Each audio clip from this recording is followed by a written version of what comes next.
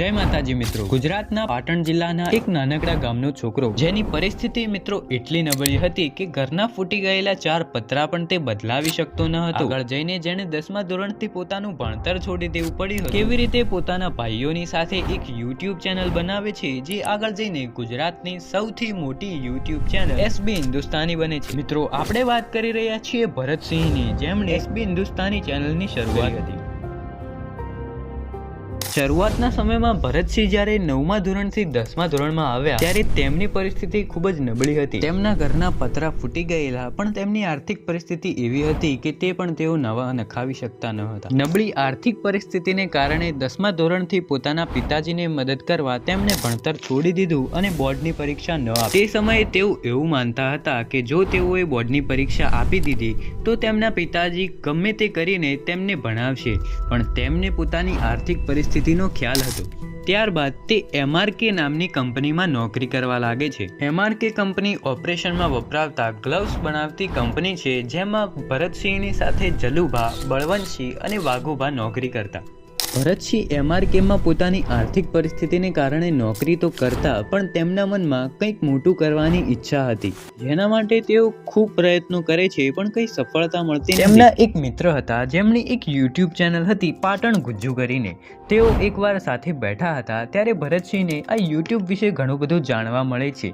ત્યારે તેમના મિત્રને તેઓ કહે છે કે મને પણ એક YouTube ચેનલ બનાવી આપ, અને તેમના મિત્ર તેમને એક YouTube ચેનલ બનાવી આપે છે અને અહીંથી મિત્રો YouTube જર્ની શરૂ થાય છે। પછીથી મિત્રો તેઓ MRKની સંપૂર્ણ નોકરી છોડી ડીસા જઈને એક પેટ્રોલ પંપ ઉપર નોકરી કરે છે। ત્યાં પેટ્રોલ પંપ ઉપર દિવસે તેઓ કામ કરતા અને રાતના સમયે ત્યાં તેઓ પેટ્રોલ પંપના વાઈફાઈ થી એડિટિંગ અને વિડીયો અપલોડ કરતા। મિત્રો પછીથી તેઓ પેટ્રોલ પંપની નોકરી છોડી દે છે। હવે તેમનો સંપૂર્ણ આધાર YouTube ઉપર હતો। ઘરમાં કરિયાણું લાવવા સુધીના પૈસા ન હતા। તેઓ ખેતરમાં હારીને બેઠા હતા। ત્યાં તેઓ તેમના એક મિત્ર સૌરવભાઈને ફોન કરીને કહે છે કે હું ખૂબ હારી ગયો છું, હવે ઘરની જિમ્મેદારી મારાથી સંભળાશે નહીં। તે સમયે તેમની મમ્મી બીમાર હતા, પણ તેમની જોડે દવા લાવવાના પણ પૈસા ન હતા। મિત્રો તે ખૂબ સ્ટ્રગલ કરે છે। પછીથી ભરતસિંહ આખી ટીમ એકત્રિત કરે છે અને વિડીયો બનાવવાનું શરૂ કરે છે। 1000 સબસ્ક્રાઇબર કરતા તેમને 6 મહિના લાગ્યા હતા। તે સમયે મિત્રો ફૂમતાળજી જે પેટ્રોલ પંપ પર નોકરી કરતા હતા, તે જે પણ કોઈ પેટ્રોલ પુરા આવે તેમનો મોબાઈલ લઈને પોતાની ચેનલને સબસ્ક્રાઇબ કરતા। વિડીયોઝ બનાવતા બનાવતા મિત્રો હવે તેમની ચેનલ મોનેટાઇઝ થઈ ગઈ હતી, પણ મોનેટાઇઝેશન ઓન કરવા માટે તમારે પોતાના ડોક્યુમેન્ટ્સ અપલોડ કરવાના હોય છે, જેના માટે તમને 3 ટ્રાય મળે છે ડોક્યુમેન્ટ અપલોડ કરવા માટે। જો 3 ટ્રાયમાં તમે ખોટા ડોક્યુમેન્ટ્સ કે કંઈક ભૂલ થાય તો તે અપલોડ થતા નથી અને પછીથી મોનેટાઇઝેશન ઓન થતું નથી અને YouTube પેમેન્ટ પણ અટકાઈ જાય છે।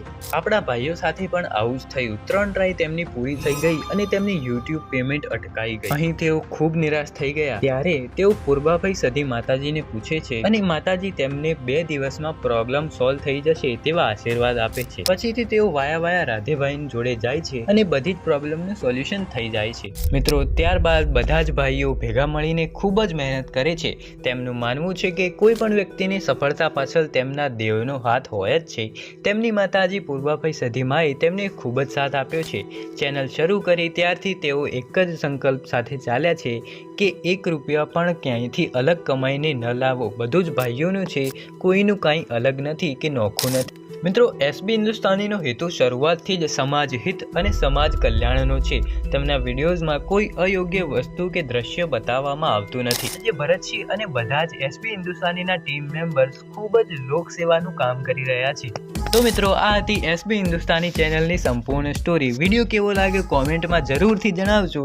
તમારા ફેવરેટ કેરેક્ટરનું નામ કોમેન્ટમાં જણાવતા જજો। વિડીયોને લાઇક કરી દેજો, ચેનલને સબસ્ક્રાઇબ કરી દેજો અને નીચે હાઈપ બટન કરીને એક ઓપ્શન આવશે તે જરૂરથી કરજો, જેથી તમારા ભાઈનો વિડીયો ખૂબ જ આગળ જાય। જય માતાજી।